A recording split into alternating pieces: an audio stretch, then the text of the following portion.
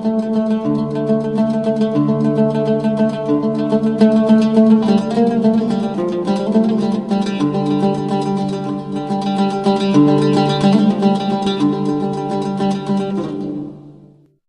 let's go into a little bit of Hebrew poetry. In our poetry, we rhyme words at the end of poems or at the end of sentences. Hebrew also has a lot of poetry in the Bible, but it's a little different. One of the most common ways of having poetry is to say one thing 2 or 3 different ways. For example, I could say, the road is long and the way is far. It's saying one thing but expressing it 2 different ways. That's a form of Hebrew poetry. This, Bereshit 15:17. Vahi hashemesh ba'a ba'alta.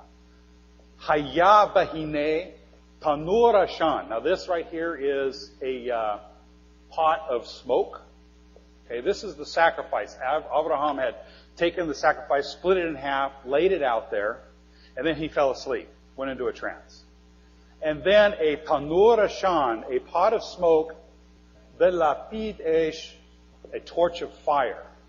So a pot of smoke and a torch of fire. How many things are being identified there? 1 or 2? 2.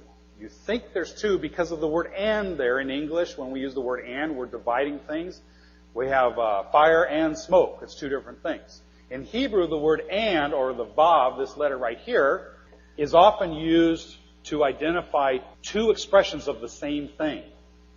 This is one and the same thing. It's not a pot of smoke and a torch of fire. It's one and the same thing that's passing through those pieces. Not 2 pieces. 1 piece.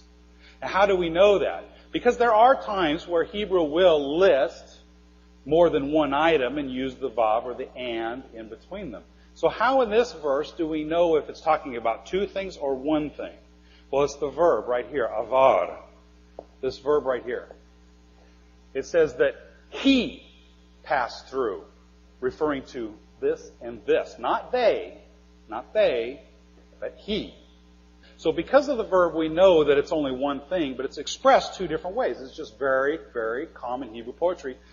Now that you understand that, when you're reading the text, you'll start seeing this a whole lot more. Especially read the Psalms, Proverbs. They're throughout it. Okay, we already looked at this word, the aleph and the beit. We're going to take a look at the family members. How did the Hebrews understand the family? We already looked at the av, the ballot, the aleph, and the beit, which is the strength of the tent. Okay, this is M. We have again the aleph. That means strength.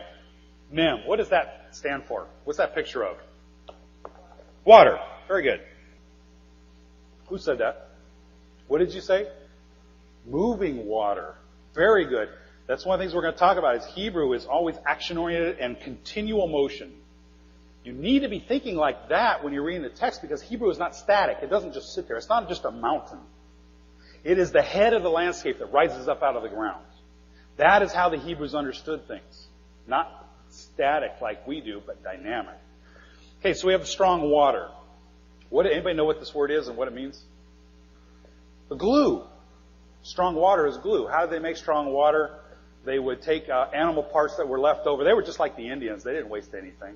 They took the animal parts that were left over, threw it in a pot, boiled it, and this gooey, messy stuff rose to the surface. That was glue. Okay, that's strong water. The father is the strength of the house. He's the one that holds up the house. The mother's the glue that holds it all together. Without her, it'd all fall apart.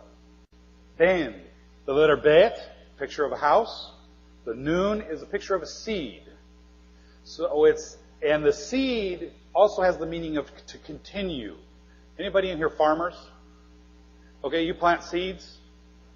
Okay, in the old days, we don't do it so much anymore with hybrid seeds and everything, but you would take your seeds, throw them in the ground, the plants would come up, you'd harvest the seeds, you'd eat some, but you'd save some for the next crop. You plant the seeds, crop comes up, take the seeds, and it just continues generation after generation after generation. So this letter nun has the meaning of to continue. So putting this together, it means the house that continues. And this word means son. The sons are the children who continue the house. Ach